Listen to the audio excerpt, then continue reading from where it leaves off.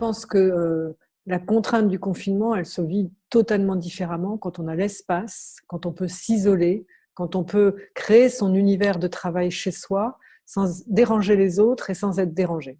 Ça, je pense que c'est vraiment un préambule qui fait toute la différence.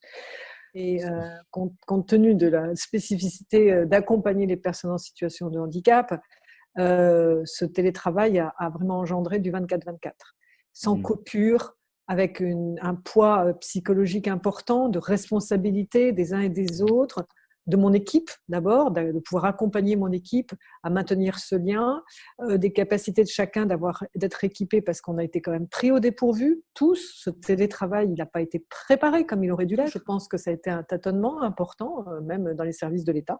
Donc, ça a été compliqué, mais surtout, j'ai des collaborateurs, des collaboratrices qui ont des enfants en bas âge. Ça a été une charge mentale pour eux extrêmement importante. Donc, en même temps, si vous voulez, ma responsabilité d'accompagner mes équipes.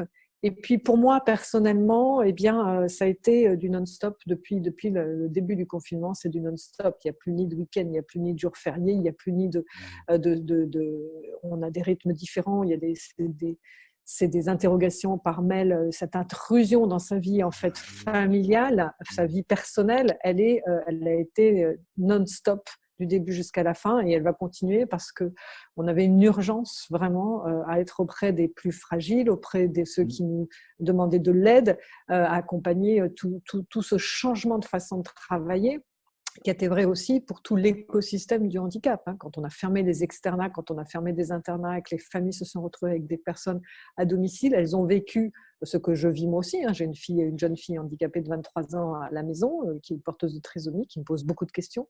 Mais bon, ça se passe bien pour elle parce qu'elle voit plus sa maman. Donc ça, c'est aussi le côté positif pour les enfants en situation de handicap, qui ont des parents qui travaillaient beaucoup à l'extérieur, qui du coup se voient ici.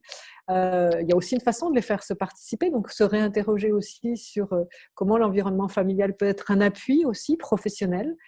Ça, je trouve que c'était intéressant. Ça m'a fait découvrir des choses très intéressantes sur le regard que je porte dans mon écosystème familial.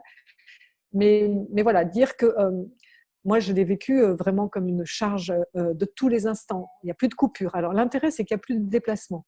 Donc, on optimise énormément ces journées de travail je pense qu'on les remplit beaucoup trop, mais on n'arrive pas à faire cette coupure. Ça, c'est indéniable.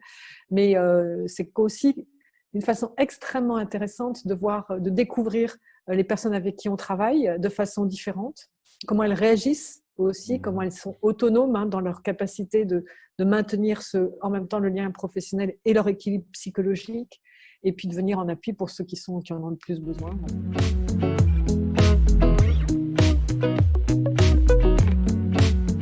Alors, vous avez tout à fait raison, Jean-Baptiste. Je pense que ce qui est très important et ce qui me plaît, c'est qu'on a une contrainte en fait d'espace et une contrainte de temps qui est en fait favorable à diminuer les réunionites aiguës, parce qu'on fait par exemple des visios qui durent 1 heure, à 1 heure ça s'arrête parce qu'après on enchaîne d'autres choses.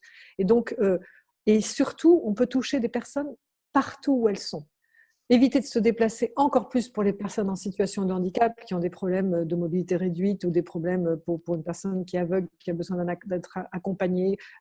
Éviter de se déplacer, participer parfois à 150, 140 personnes, ça a un côté, je pense, beaucoup plus efficace. Beaucoup plus efficace. Donc certainement, il va nous falloir penser d'arrêter de faire déplacer les gens pour pouvoir se parler ou pour pouvoir se voir ou pour pouvoir s'entendre.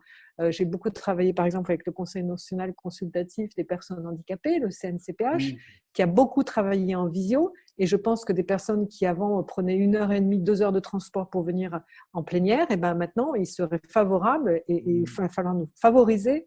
Mais par contre, il faut qu'on travaille sur la technologie. Ça, c'est indéniable. Il faut que tout le monde ait une capacité de pouvoir avoir une bonne fibre chez lui ou un bon réseau lui permettant de participer et pas toujours en audio alors qu'il peut avoir une visio. Vous voyez, donc, mais bien sûr qu'il nous faut capitaliser sur un changement de méthodologie. Et puis, évitons de se déplacer quand on peut, franchement. Oui. Quel est l'intérêt de faire 1 heure traverser tout Paris ou de faire 2 heures et demie pour prendre le TGV, même si j'adore aller à Lyon, pour 2 heures de table ronde? Non, toutes les tables rondes, elles pourraient être faites à distance. à partir du moment où on n'est pas trop nombreux, que tout le monde ait cette interaction ensemble sur un écran.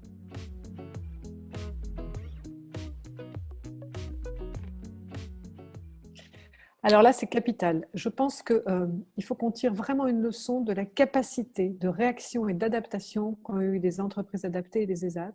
Je pense par exemple au projet Résilience, le consortium qui a été monté avec Thibaut Gully, le haut-commissaire à l'inclusion, l'Union des entreprises adaptées, les ESAT, pour être acteurs de la solidarité pendant le confinement avec la fabrication des masques. Ce sont des personnes qui n'avaient jamais fait ce genre de gestes. Il y en a qui sont mis aux machines à coudre, il y en a d'autres qui sont mis à la couture et qui ont su extrêmement bien le faire. Donc, une capacité d'adaptation.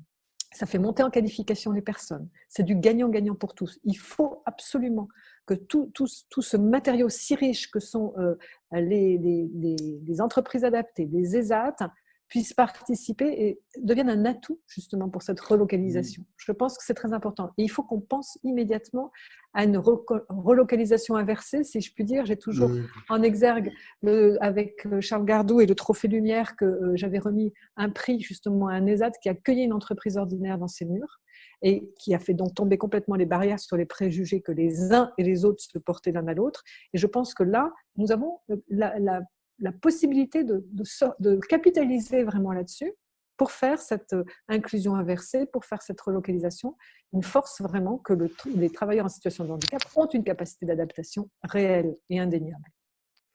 Il faut les mettre en exergue, cette capacité d'adaptation. En effet, il y a des finances publiques importantes dans ces ESAT et des entreprises adaptées.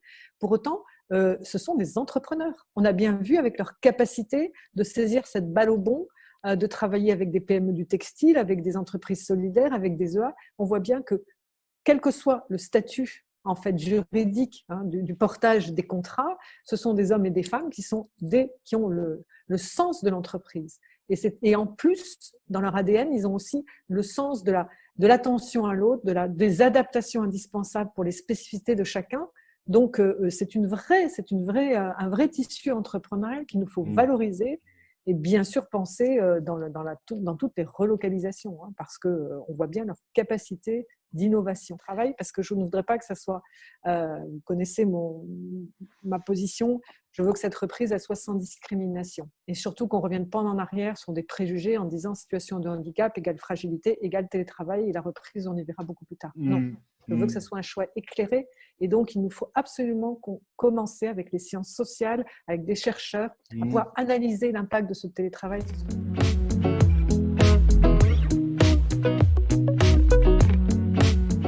Moi, je suis une éternelle optimiste.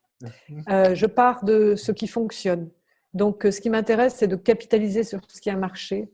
Ce confinement a permis à l'État d'être beaucoup plus réactif et souple.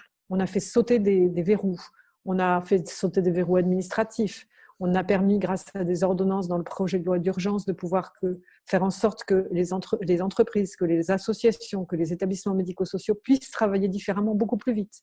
On a simplifié les process d'évaluation des personnes à travers les maisons départementales des personnes handicapées, en faisant découvrir, par exemple, à des équipes pluridisciplinaires qu'elles pouvaient faire de l'évaluation à distance. On a prorogé des droits en se disant, finalement, on n'a peut-être pas besoin de ça pour être à l'écoute des personnes. Donc moi, je dis, ça ne va pas être le Big Bang, ça ne va pas être tout rose, tout noir, tout blanc, mais capitaliser sur ce qu'on a réussi à faire de façon différente et sur le regard des personnes, sur leur capacité, sur leur façon de pouvoir d'agir, qu'on s'améliore sur le parcours de vie des personnes. Merci beaucoup, Merci Madame beaucoup. la ministre. C'est toujours un plaisir, Jean-Baptiste. Quand vous voulez, on recommence ces dialogues et puis j'aurai besoin de vous pour réfléchir différemment. À très bientôt, bientôt. Madame. Au revoir. Au revoir.